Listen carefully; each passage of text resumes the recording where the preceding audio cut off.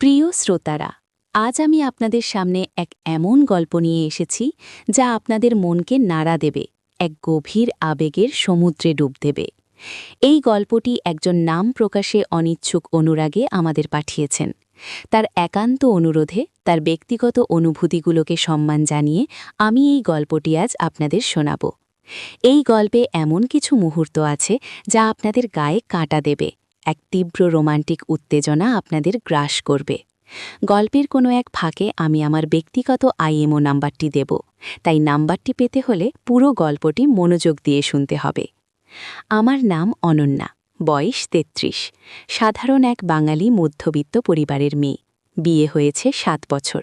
স্বামী সৌরভ একজন সফল ব্যবসায়ী।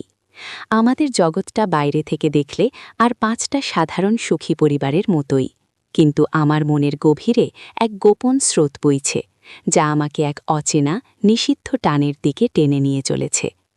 ঘটনার সূত্রপাত প্রায় ২ বছর আগে। আমার চাচাতো বোন রিনার বিয়ে হয়েছিল সুদীপের সঙ্গে। সুদীপ সৌরভের এক দূর সম্পর্কের আত্মীয়ের পরিচিত। সেই সুদীপের সঙ্গেই আমার পরিচয় হয়েছিল এক পারিবারিক অনুষ্ঠানে। সুদীপের ভাই অর্ক একজন প্রাইভেট টিউটার, সে নাকি খুব ভালো পড়ায়। আমাদের পারিবারিক সূত্রে রিনার এক পরিচিতের বাড়ির ছোট বাচ্চার জন্য একজন ভালো টিউটারের প্রয়োজন ছিল। সেই সূত্রেই অর্কের সাথে আমার পরিচয়। প্রথম দিন অর্ককে দেখে আমার মনে বিশেষ কোনো প্রতিক্রিয়া হয়নি। সাধারণ ছিপছিপে গড়নের, মাঝারি উচ্চতার, চোখে চশমা, চোখে মুখে এক ধরনের শান্ত সৌম্য ভাব। কিন্তু কথা বলতে শুরু করার পর তার গভীর জ্ঞান এবং সাবলীল বাচনভঙ্গি আমাকে মুগ্ধ করে। সে শুধু একজন টিউটার ছিল না, সে ছিল জ্ঞানের এক ভাণ্ডার। ইতিহাস, সাহিত্য, দর্শন সবকিছুতেই তার অগাধ পাণ্ডিত্য। শুরুতে আমি অর্ককে দেখতাম শুধু আমার বুবুর, চাচাতো বোন, স্বামীর বন্ধুর ভাই হিসেবে। কিন্তু সময়ের সাথে সাথে এই সাধারণ পরিচয়টা এক জটিল সম্পর্কে মোড় নিতে শুরু করল। আমি প্রায় রিনার বাড়িতে যেতাম। সেই সূত্রে অর্কের সাথে আমার দেখা হতো। কখনো সে রিনার বাড়ির বাচ্চার পড়ানোর ফাঁকে একটু বাইরে আসত, কখনো বা আমরা দুজনে বারান্দায় দাঁড়িয়ে চা খেতাম। সেই চা খাওয়ার মুহূর্তগুলোই যেন এক অন্য জগৎ। বারান্দার মৃদু আলো, রাতের নিস্তব্ধতা আর অর্কের কণ্ঠস্বর সবকিছু মিলে এক মায়াবী পরিবেশ তৈরি করত। তার কথাগুলো যেন আমার মনের গভীরে প্রবেশ করত। সে এমন সব বিষয় নিয়ে আলোচনা করত যা আমি কখনো ভাবিনি।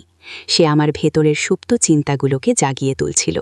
আমি তার চোখের দিকে তাকালে দেখতাম সেখানে এক গভীর আকর্ষণ, যা আমাকেও চুম্বকের মতো টেনে নিত। একদিন রিনার বাড়িতে গিয়ে দেখি সে একা। রিনা আর সুদীপ কোথায় যেন গেছে। আমি একটু ইতস্তত করছিলাম, কিন্তু অর্ক আমাকে বসতে বলল।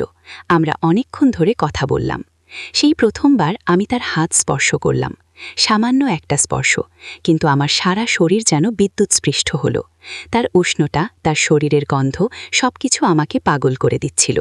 আমি অনুভব করলাম আমি আর নিজেকে ধরে রাখতে পারছি না। গভীর রাতে যখন সৌরভ গভীর ঘুমে আচ্ছন্ন, আমি তখন জেগে রই। আমার মনে তখন অর্কের স্মৃতি, তার চোখের চাহনি, তার কণ্ঠস্বর, তার স্পর্শ সবকিছু আমাকে তাড়া করে ফিরছিল। আমি জানতাম আমি যা করছি তা অন্যায়। আমি একজন বিবাহিত মহিলা, আমার স্বামী আছেন, সংসার আছে। কিন্তু মনের টান এত তীব্র ছিল যে আমি নিজেকে নিয়ন্ত্রণ করতে পারছিলাম না। একদিন অর্ক আমাকে ফোন করল। তার কণ্ঠে সামান্য আবেগ। সে বলল সে আমাকে খুব মিস করছে। আমার নিজেরও একই অবস্থা। কিন্তু আমরা দুজনেই জানতাম আমাদের এই সম্পর্ক কোন দিকে যাচ্ছে। এটা ছিল এক নিষিদ্ধ প্রেম, এক গভীর পাপ। কিন্তু এই পাপের মধ্যেই আমরা যেন এক অন্যরকম আনন্দ খুঁজে পাচ্ছিলাম। আমরা লুকিয়ে দেখা করতে শুরু করলাম, কখনো কোনো পার্কে, কখনো বা কোনো নির্জন ক্যাফেতে।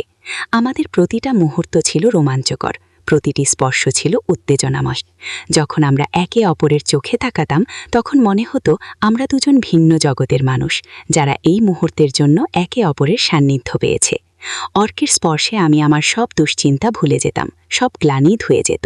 তার আলিঙ্গনে আমি এক অন্য জগতে পৌঁছে যেতাম, যেখানে কেবল আমি আর সে ছিলাম। কিন্তু এই লুকোচুরি বেশি দিন চলল না। একদিন সৌরভ আমাকে জিজ্ঞেস করল, আমি আজকাল এত রাতে একা একা বাইরে যাই কেন? আমার বুকের ভেতরটা কেঁপে উঠল।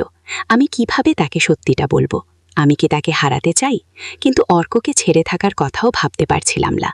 আমার আইএমও নাম্বারটি পেতে হলে পুরো গল্পটি মনোযোগ দিয়ে শুনুন, কারণ গল্পের এই পর্যায় থেকে এক নতুন মোড় নিতে চলেছে। আমাদের এই গোপন প্রেম কি সত্যি প্রকাশ পাবে? সৌরভ কি জানতে পারবে? এবং অর্কের আসল উদ্দেশ্য কি? এই প্রশ্নগুলোর উত্তর পেতে হলে আপনাকে শেষ পর্যন্ত শুনতে হবে। একদিন আমরা একটি হোটেলে দেখা করার পরিকল্পনা করলাম। আমি সৌরভকে বললাম, আমি আমার এক বান্ধবীর সাথে দেখা করতে যাচ্ছি। অর্ক আমাকে হোটেলের ঠিকানা পাঠালো। আমি যখন হোটেলে পৌঁছলাম তখন আমার হার্টবিট খুব জোরে চলছিল। আমি লিফটে চড়ে নির্দিষ্ট ফ্লোরে গেলাম। রুমের দরজায় নক করতেই অর্ক দরজা খুলল। সেদিন হোটেলে আমাদের আবেগ ছিল বাঁধনহারা। একে অপরের সান্নিধ্যে আমরা যেন হারিয়ে গিয়েছিলাম। সেই মুহূর্তগুলোর বর্ণনা দেওয়া আমার পক্ষে সম্ভব নয়, কারণ তা কেবল অনুভবের বিষয়। কিন্তু আমি বলতে পারি, সেই মুহূর্তগুলো ছিল আমার জীবনের সবচেয়ে রোমাঞ্চকর এবং একই সাথে সবচেয়ে ভয়ঙ্কর, কারণ আমি জানতাম আমি এক বিরাট অন্যায় করছি। হঠাৎ দরজায় নক হলো। আমরা দুজনেই চমকে উঠলাম। কে হতে পারে এই অসময়ে?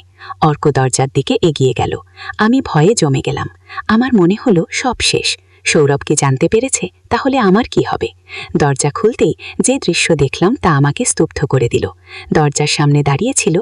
বন্ধুরা, গল্পের এই উত্তেজনাপূর্ণ মুহূর্তে আমি এখানেই থামছি। আপনাদের কেমন লাগলো এই গল্প? আপনারা কি জানতে চান এরপর কি হয়েছিল? অর্কের আসল পরিচয় কি? সৌরভ কি সব জেনে যাবে? জানতে হলে অবশ্যই কমেন্ট করে জানান।